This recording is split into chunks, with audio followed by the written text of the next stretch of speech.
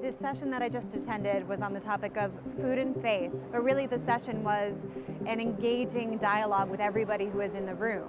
What are some of the values from your different faith traditions that inspire change? Our traditions teach us that the earth and the food it provides is sacred and serves to nourish our minds and our bodies. In my tradition, we say grace before meals. I have started saying thank you for the animals that gave their lives. So based on the Buddhist values, the lives of all creatures are equal.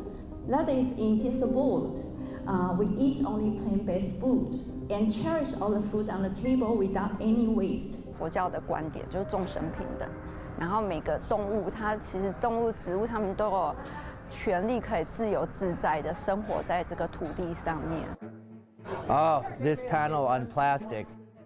Plastics has been a great source of aggravation for me. Really, if we stop plastic today, what are we going to do with all the plastic garbage already? So something has to happen with it. To know that in Louisiana and for indigenous peoples, so many of these plastic factories are in their area, the cancer incidences, that I think has to be our very first aggressive getting it to stop. And if they can't stop the plastic, take more responsibility for how their wastes are being used and how they're impacting the community. Every day when we go out, from your food, your clothing, your transportation, your housing, how to refuse or reduce to use so-called plastic materials. My elder once said, you have to ask yourself, what do you think was going to happen when you start sucking death out of the ground, right? He would say that the only real way to fix things, it's love.